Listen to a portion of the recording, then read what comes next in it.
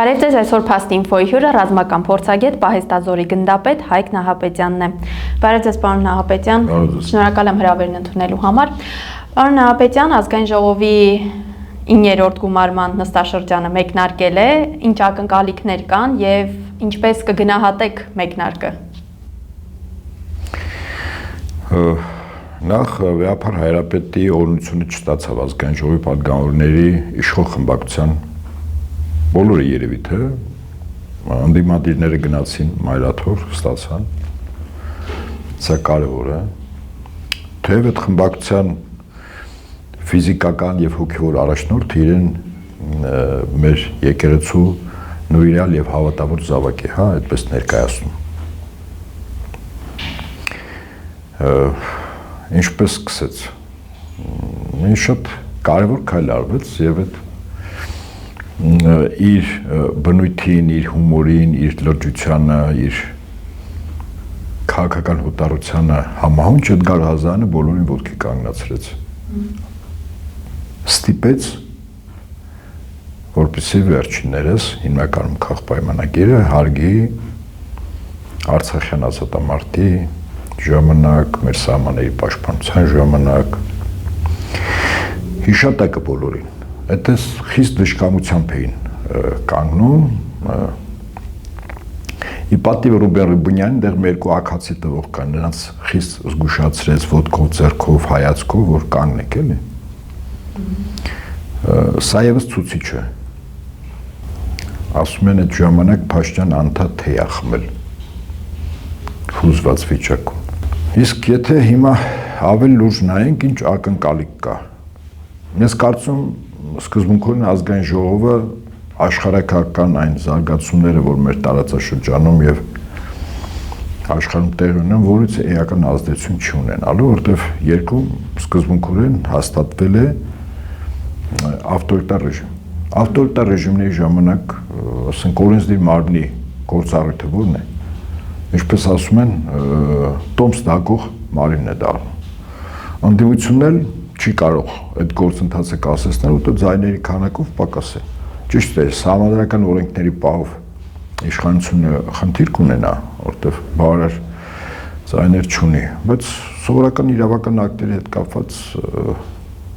Փաշինյանի հանձնարարականը կամ հրամանական կարգադրությունը անվերապահ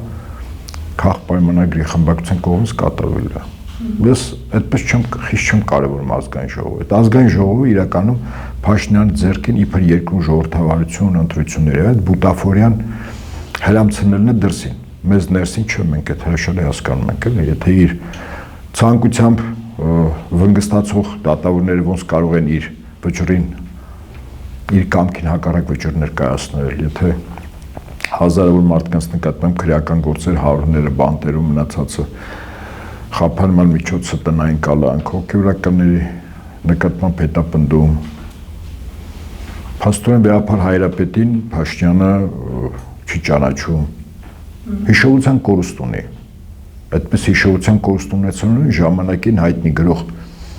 Ղրղըզ Չինգիզ Այթմատովը մանկուրտ էր ասում։ Այդ մարդը երևի նման հիվանդություն ունի, որտեղ երբ որ ժամանակին ինքը գնում էր մայրաթոր ծնունդ էին նշում, Վեհապար Հայրապետի հետ նկարվում էին,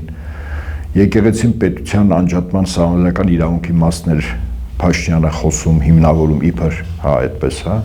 իր քաղաքապայմանագրի ակտիվ գործիչները եւս ճանաչում էին, զուգընկերներ մերթ գնում Վեհապար Հայրապետի հետ, այդպես արժանանում ընդունելության, օրինակների եւ բարեմաղթանքների, հա, այդ ժամանակ Վեհապար Հայրապետը կար, մեկ էլ արյութես, մեկ էլ Վեհապար Հայրապետին չի հիշում, չգիտի ով է, բավար ասում եմ,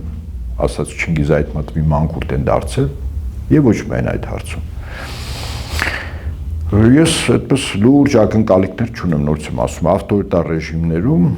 գնում է պայքար այդ ռեժիմը տապալելուն, երևացող, չերևացող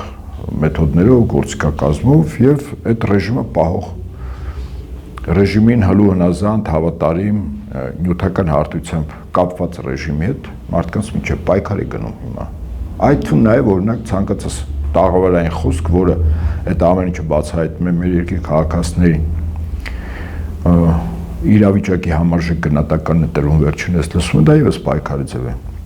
Պարոն Նահապետյան, ամեն դեպքում Ռուբինյանը օրինակ առաջարկեց զրոյից սկսել, այսպես ասած, մաքուր էջից սկսել աշխատանքները, ինչ մաքուր էջի մասին կարող է խոսքնել, եթե իշխանությունները խոսում են ձերբակալությունների, ունեզրկման, քաղաքական հաշվեհարդարների մասին, կամ ինչու է Ռուբինյանը նման առաջարկ անում։ Որտե Փաշինյանն է ասել։ Ասա զրոյից ենք սկսում։ Սիրում Ասա եք բոլորս քույրեր եւ եղբայրներ ենք, սիրում ենք Զմիմյանս, այդպես։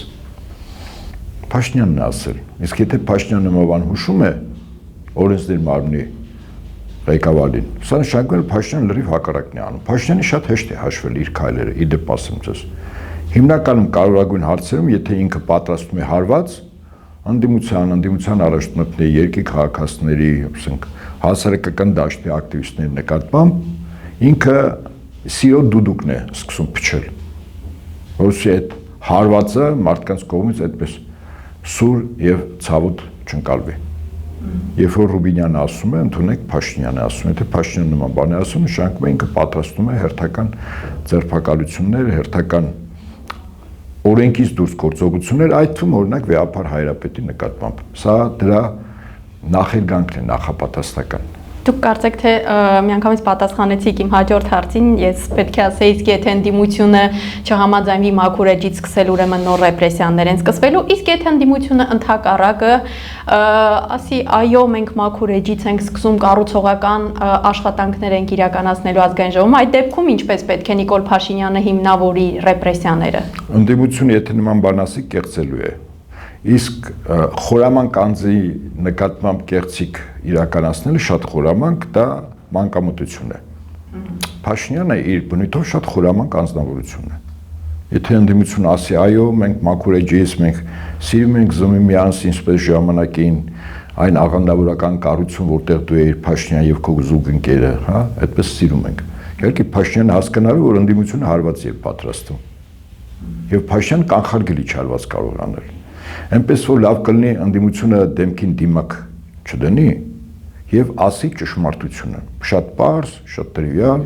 շատ հանգիստ, բայց իրական վտանգների մասին բարձրաձայնի, ինչ է սպասվում եւ ինչին պետք է պատրաստվել։ Մեր քաղաքացիների, նրանք ովքեր որ չեն ծնկել միապետի ոտքերի մոտ եւ չեն լպստում նրա կոշիկներն ու ոտքերը եւ պայքարում են մեր հայրենիքի, Արցախի, ցեղասպանության, մեր տարական իրավունքների, ապրելու իրավունքի, այո, ընտրելու իրավունքի եւ այլ բազմաթիվ իրավունքների համար այդ մարդիկ պետք է շարք կանգնեն իրար կողք։ Բոլորը կանգնած են, ավել կամ պակաս չափով։ Խնդիրը իրար կողք կանգնելն է։ Այն ընդդիմության գործը լինի խորհրդանական թե արտախորհրդանական։ Այդ իրավունքի դրոշը բարձրացնելն է։ Այսօր բոլոր իրավունքները, այդ թվում օրինակ արտադրողների, չէ՞,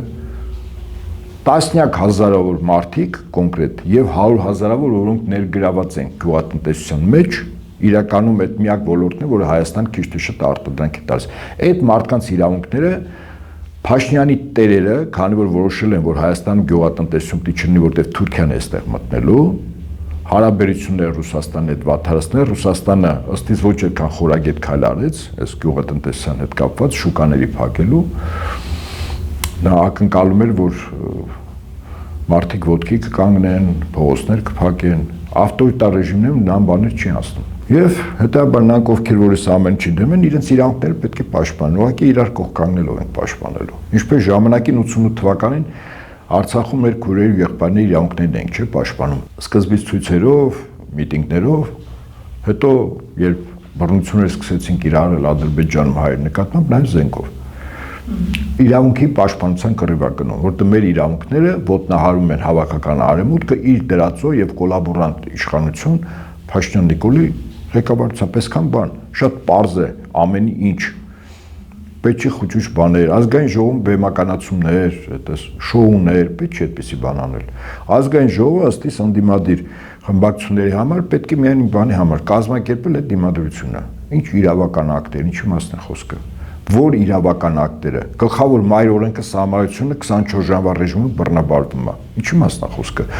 Սահմանությամբ եկեղեցին պետությունից անջատ է, բայց պետությունը ինչ գործ ունի, եթե խոթում է եկեղեցու ներքին կանոնակարգում, կաթողիկոսի ընտրում նոր կանոնադրություն է գրում։ Ոնց։ Այսինքն եթե իշխանությունը արհամարած ունի սահմանադրություն, բա մյուս իրավական ակտերի ինչ։ Հետևաբար նաև իմ հորդորը անդիմադիր խմբակցությունների ղեկավարների եւ պատգամավորներին իրավական պայքար պետք է մղել գետնի վրա մեր մարդկանց իրազեկելով, պատրաստելով իրենց իրավունքների պաշտպանության համար տեր կանգնեն։ Այսօր ինչքան մարդիկ գանտերում հանիրավի նստած են։ Այդ թվում նաև պատգամավորներ, երկու խմբակցությունից անդիմադիր չէ, որոնք ընտրվել են, բայց որոնք բանտում են։ Այդպես են որոշել։ Հետեւաբար, երբ որ այս ճշմարտությունը մենք արձանագրենք կարմիր գիծը, մենք որտեղ ենք, իշխանությունը իրենց բնակալեզներով որտեղ է։ Բոլոր ժողովուրդների մոտ այդ բնակալեզները, այդ քծնողները, հա, կան։ Այնպես չի, որ մեր մոտ նորություն է, կամ մեր մոտ շատ է կամ քիչ է, բոլոր տեղերն էլ կամ բոլոր ժողովուրդների մոտ։ Ընդհանրապես դիմադրություն է պետք, որպեսզի յուրաքանչյուր Հայաստանի քաղաքացի իր իրավունքը պաշտպանի, բայց հավաքական առումով իրար կողք կանգնելու։ Այդ թվում նաև մեր ընկերների ռազմագերիների, որոնք բախվում են, այո, այդ թվում նաև այն զովասների, որոնք դեռևս գերեզման չունեն, այն զովասների, որոնք ցուցակներում չկան, օրինակ ընդդիմադիր խմբակցությունները բարձրացնեն ցուցակը, թիվը եւ ցուցակը, ուրիշ բան չասեմ, հետամուտ լինեն 24 ժամվա ռեժիմով, ամեն մի ելույթ դրա մասին լինի, 44 օրյա եւ դրանից հետո զովասների ցուցակ անվանացանկը, վերջին հաշվով այդ կարող է մարդիկ պատի ճեղքերից էին դուրս եկել, ընտանիքներ ունեն, բարեկամներ ունեն, այդ մարդկանց հիշատակը հարգել է պետք։ Թիվ ասեք, ցուցակ ասեք, պլյուս մինուսով չէ։ Պարոն Նահապետյան, իսկ այս պայն Հայաստանը առավելապես ներքին թե արտաքին սպառնալիքի առջև է կանգնած։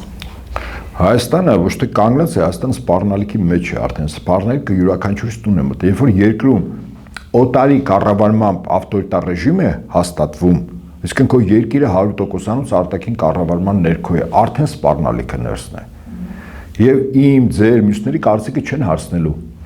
որ այս մեզանից օրինակ տարածքներ օտարեն։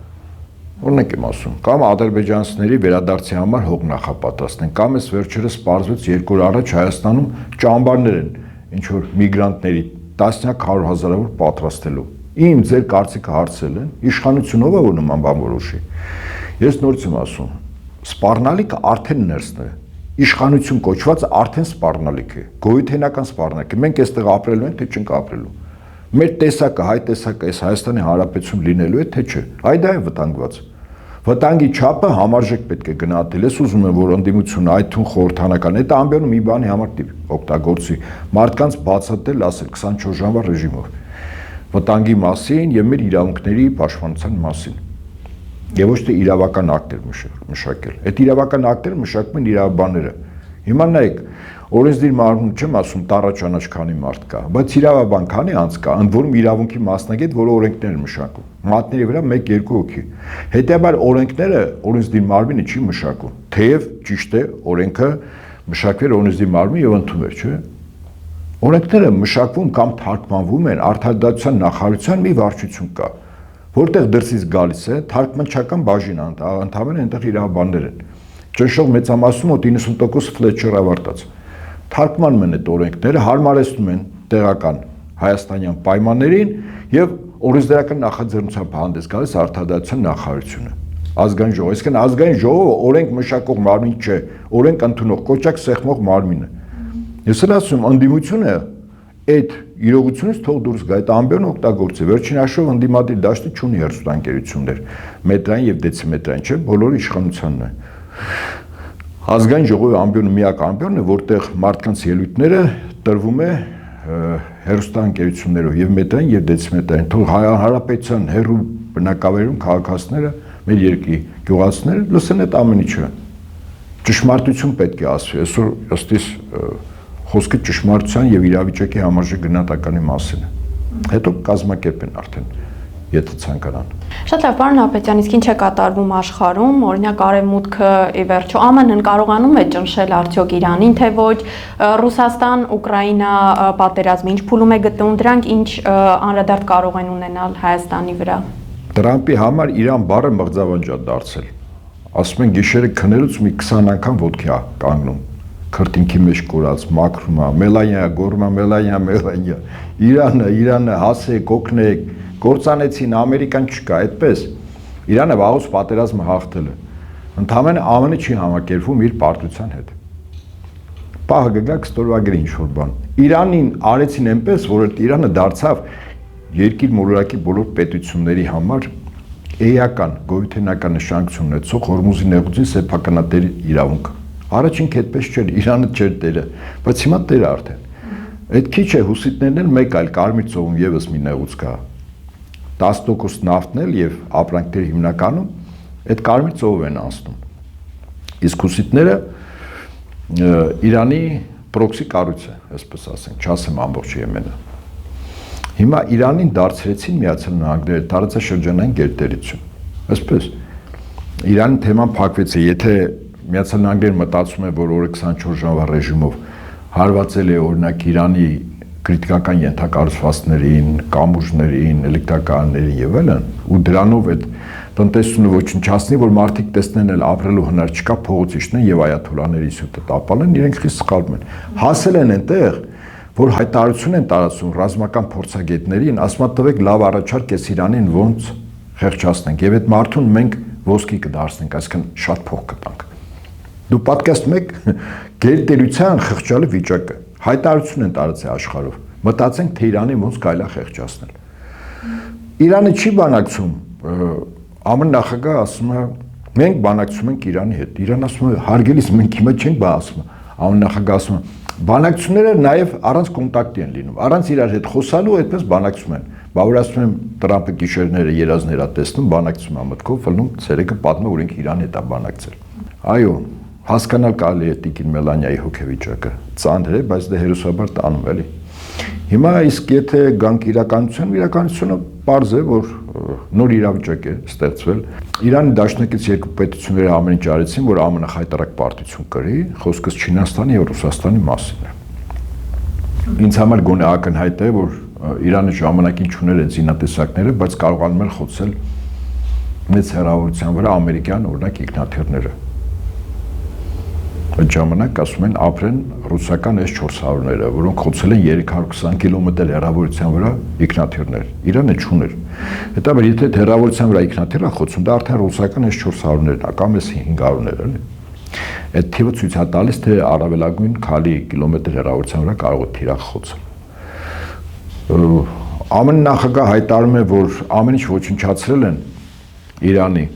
անօթաչուները, զենթարթիրային կայանքները, նավատորմը, չկա, Իրան չկա։ Հարցակվում է մեկ էլ Իրանը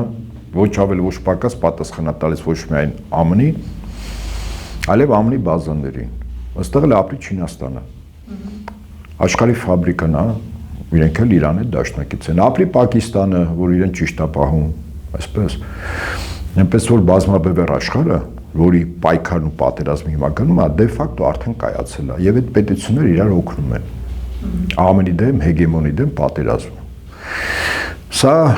պատերազմի մի կողմն է, իսկ ԱՄՆ-ին ընդհանրապես Ուկրաինայի կռիվը չէ հետաքրքրում։ Ինքը երկու խնդիր ունի՝ Չինաստան եւ Իրան։ Ընդ որում մեկը մեկին կապված է Չինաստան-Իրան, որովհետեւ իրանական նավթի վրա եթե վերահսկողությունն է ԱՄՆ, Չինաստան տնտեսությանը մահացու հարված կարող է հասնել։ Դրա համար Չինաստանը իր շահից ելնելով նաև Իրանն օգնում է։ Առավելս որ երկուսն էլ փաստորեն եւ BRICS-ի անդամ են, վերջերս Իրանը դարձավ, Շանհայի տնտեսական համագործակցության, այդպես հարևան պետություններ են, հին մշակույթներ ունեցող, այդպես։ Հիմա եթե գանք Ուկրաինայի մեզ հետաքրքրող, Ուկրաինայում նոր ֆենոմեն է, Արցուն Հովհաննիսյան ֆենոմեն է առաջացել։ Հիմա բոլորը ասում են այդ ֆենոմենի կրողը մայրցամաքային Եվրոպայի կայսրուհի պատկերացնող Ուրսուլա ֆոն դեր Լայնն է։ Եվ ասեց Ուկրաինան հաղթում է, Ռուսաստանը հոգնած է։ Իսկ ձերքի հետ մտածում էր, թե որքան միլիարդներ իր ամուսնու ֆիրմային պիտի դեղագործականեն, այսպես պաստա։ Ուկրաինայի օգնության գումարներից, որը առաջանում է եվրոպական երկրների հարկատուների հաշվին։ Հիմա Ուկրաինայում ակնհայտ է, հա, ուկրաինական երկինքը արդեն 1 ամիս է բաց է։ Ռուսները որտեղ ուզում են, ինչ թիրախի ուզում են, հարվածում են բալիստիկ հրթիռներով, թևավոր հրթիռներով եւ ռեակտիվ շարժիչներ անօթաչուներով, որոնք բավականին բարձր եւ մեծ հեռավորության վրա է թռչում։ Ուկրաինայի պատասխանը օրինակ 3 հարված էր եղել Գելենջիկում ծովափում լողացող մարդկանց վրա, երեխաներ, զոհեր, վիրավորներ, հա։ Դե Ուկրաինան սա է։ Ուկրաինայի կռիվն էլ սկզբունքորեն հաշվի վերջացած է։ Հիմա Զելենսկուն երբ կգցեն, կամ Պերեդոզի տակ, որտեղ հայտնի պրոֆեսիոնալ է, չէ, ինքը կոկայինի, դեպ նախագահ լինելով գովազդում էր կոկայինի, լավ լիներ, ասում են, մենք կոկային օգտագործենք։ Սա է արևմուտքը։ Ուկրաինայի թեման էլ է փակված, բազմաբևեռ աշխարհը դե ֆակտո կայացած է։ Դե յուրեն ինքը ծնունդի մեջ է, որ Միացյալ Նահանգներն ու Եվրոպան համաձայնվի, որ այդպիսի աշխարհ արդեն պետք է իրավական հիմնավորում տա։ Ընդ որում ասեմ ձեզ, դա ամենայն հավանականությամբ կլինի մյուս տարի 2027-ին, ինչու՞։ Որտեղ 2027-ին եվրոպական գոնե առնվազն երկու պետություններում ընտրություններ են լինելու։ Ես կարծում եմ մերձին ժամանակի շուտ են ուղարկելու իր պապի մոտ հանդերձյալ աշխարհ, SS-ական, զինվորական, հա։ Իսկ Մակրոնը խցանի նման թռնելու է։ Նախ իրավունք չունի երրորդ անգամ, բայց ակնհայտ է, որ երրորդ անգամ էլ չգիտեմ ինչ որ օրենքներ փոխելուց հետո դնինք չի անցնի, այդտեղ արդեն գալիս է Ֆրանսիայի ազգային պետական շահերը սպասարկող երկու ուժ, որոնցից առաջինը Մարին Լը Պենն է։ Ընտրություններից հետո Գերմանիայում, Ֆրանսիայում, Եվրոպայում էլ է եղանակ փոխվելու, Բրիտանիան պիտի ստիպված պարփակվի իր անոթի մեջ, այնտեղից դեռ Շոտլանդիան եւ Իռլանդիան կարող է անջատվեն Ուելսի հետ միասին, չէ՞։ Այդ մեծ Բրիտանիայից մեծը գցում ենք աղբանոցը, Բրիտանիան դնում ենք ենքում, դառնում է Անգլիա։ Խելոք իր համար սուսուփուս մի վեց արտաքին հետախուզություններ փակում են ու թեման փակվում է։ Լավ, իսկ այս ամենով հանդերձ վերջում ինչ է սպասվում Հայաստանին։ Կարծեք թե տեսնում ենք, որ շատ երկրների համար դրական հանգուցալուծումներ են սպասվում։ Հայաստանին սպասում է այն, ինչ հայ ժողովուրդը կցանկանա առաջին հերթին, որտեղ հայ ժողովուրդը իդեպ որպես սուբյեկտ իր իշխանությունը օգտագործեց ընտրությունների օրը, երբ փորձում են եւ ընդդիմադիր դաշտից հիմնականում հայ ժողովրդի նկատմամբ ոչ կոռեկտ պահված դրսևորելիս, ասում եմ առնվազն շատ մեղմ գնահատեմ, արդարացի չեն այդ գնահատականները։ Հայ ժողովուրդը գնաց ընտրության։ Օրինակ Երևանի քաղաքապետի ավականու ընտրությունների ժամանակ 26-27% էր գնացել։ Իսկ այս խորհրդանական ընտրությունների ժամանակ իրականում իմ գնահատմամբ 75% է մասնակցել, որտեղ եթե 2.500.000, ոչի չեմ ասում թիվը, այդքան ընտրող կա, Հայաստանում առնվազն կես միլիոն ընտրող բացակայում է, դուրս է եկել արտագնա աշխատանք եւ այլն։ Ու 2 միլիոն ընտրողից 1.5 հետ 75%-ն է անում, չէ, 3/4-ը։ Բայց 3/4, այսինքն 3 անգամ Երևանի ավականու ընտրություններից ավել 3 անգամ մարդիկ գնացել են ընտրատեղամաս, այսինքն հասարակական լուրջ ակտիվություն կա։ Սա ընդդիմության համար ամենակարևոր գործիքն է։ Առավելս որ այդ գործիքը չունի իշխանությունը։ Սա միակն է, որը ունի ընդդիմությունը եւ չունի իշխանությունը, հա։ Եվ այստեղից հետեւություն, այդ ակտիվությունը պետք է կապիտալիզացնել։ Ընդդիմության խնդիրը կապիտալիզացնելն է։ Այսինքն նախ այս ավտորիտար ռեժիմից պետք է ազատվել։ Այս ռեժիմը արտաքին կառավարման ներքո է, մի կողմից թուրք-ադրբեջանական տանդեմի, որտեղ ունի պարտավորություններ, հա, առանձնապես իրենք չեն թաքցնում սահմանադրության փոփոխություն, տարածքների զիջում, հա,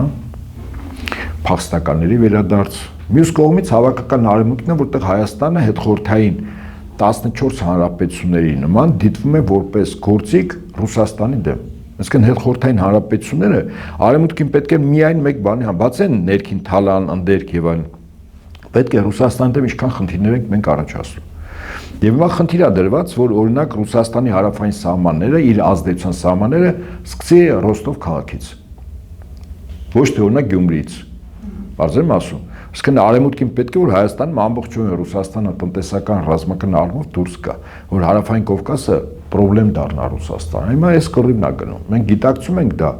դրա վտանգները, դրա հետևանքները, եթե գիտակցում ենք, այդ ամեն ինչը պետք է խոչընդոտել, թույլ չտալ։ Եթե ընդդիմությունը ճիշտ մարտավարություն մշակեց եւ ռազմավարություն հասկացավ, որ Հայաստանը պետք է դառնա բազմաբևեռ աշխարհի մի մաս, առավելս մեր աշխարհագրական դիրքը այնպեսին է, եթե մենք դառնում ենք այդ բազմաբևեռ աշխարհի մի մաս, մեր երկու հարևանները այդ բազմաբևեռ աշխարհի ավանգաթում գտնվող պետություններն են, Ռուսաստանն ու Իրանը։ Մենք նվեր ենք այդ առումով ստացել։ Ռուսաստանի համար Իրանը հյուսիս հարավի ամենակարևոր պետությունն է ստրատեգիական միջանցքի համար։ 5 ճանապարհներից մեկը անցնում է Հայաստանով։ Բան նվեր չի դա։ Իհարկե նվեր է։ Հիմա խնդիրը նա է, որ մենք տեր լինենք մեր իրավունքների, մեր երկին, մեր ապրելու իրավունքին, հա, պաշտպանված լինելու մեր իրավունքին, իշխանություններին հարգելու իրավունքին, իշխանությունները իր ժողովրդին սիրելու իրավունքին։ Այս իրավունքների մեծ բախում է գնում։ Հիմա ամեն ինչ անում են ավտորիտար ռեժիմները, որ մարդը ոչինչ չլինի։ Թեև իրենք հրապարակավ ասում են մարդը բարձրագույն արժեք է, իրական կեղծիք է, ես դրա համար ասում եմ, Փաշինյանը շատ հեշտ է հաշվել։ Երբ ասում ենք մարդը բարձրագույն արժեք, ուրեմն հաշվեք լրիվ հակառակը, մարդը իր համար ընդհանրապես ոչինչ չի։ Անդիմության խնդիրը իսկապես մարդը բարձրագույն արժեք դարձնելն է, Աստծուց հետո բնականաբար, երկնքում Աստված, երկրում մարդը, որտեվ առաջի կողմից ստեղծված ամենակատարել էակն է։ Հետաբար եթե մարդ տարական իրավունքները պաշտպանվի եւ սատար կանգնեն ամեն խմբի, ամեն խավի իրավունքներին։ Եթե զոհվածների, հարազատների իրավունքը դա իմ, ձեր, մյուսների իրավունքը չի, նաեւ այդպես չենք դիտում։ Շատ վատ է, որտեվ իրենք մնում են փոքրաթիվ խումբ, որ իրավունքը ամենակոշտ կոպիտ ձևով ոտնահարում է։ Օրինակ, հիշում եք Եռաբլուրում, երբ զոհվածների մայրերին ամենապիղծ ձևով ոստիկանները պատժվելու են բոլորը։ Ես ձեզ վստահեցնում եմ, իշխանափոխությունից հետո հատիկ ծնկի են գալու այդ կանանց առաջ ներողություն խնդրեն, հետո դատանը կորոշի, թե ինչ պատիժ կտա։ Խափանման միջոցը բանտը լինի, գնա նստեն, թե չէ։ Երբ որ այդ մեր քույրերի, մեր մայրերի, մեր դուստրերի իրավունքները զոհվածներ մենք պաշտպանեինք, մեր երկիրը սորի չլինի։ Սա նաև մեր բարոյական անկման մասին է խոսում։ Ես միշտ օրինակը բերում եմ։ Իրանի ռազմաքաղաքական էլիտայի լավագույն ներկայացուցիչ մեկը Սուլեյմանին, Ղասեմի, երբ իր հարգանքն էր ուզում տար, զոհված զինծառայողների մայրերի ոտքերն էր համբուրում, ծնկի էր գալիս եւ համբուրում էր, գեներալ մարդ, որը Իրանի եւ տարածաշրջանի ճակատագիր է որոշում, հարգանքի աստիճան, այսինքն սա բարոյականության եւ արժանապատվության խնդիր է, մեզ մոտ ցավոք սրտի այն չի, երբ որ նաեւ մենք վերականգնենք մեր արժեքներին տեր կանգնելու մեր իրավունքները, կարծում Հայաստանում շատ բան կփոխվի։ Շատ լավ, շնորհակալ եմ հարցազրույցի համար։ Այսօր իմ հյուրը ռազմական փորձագետ, Պահեստազորի գնդապետ Հայկ Նահապետյանն էր։ Fast-Info-ի հաղորդումներին արագ հասանելիություն ունենալու համար կարող եք բաժանորդագրվել YouTube-յան մեր ալիքին։ Համախմբվենք եւ փրկենք հայրենիքը ներքին ու արտաքին թշնամուց։ Մինչ նոր հանդիպում։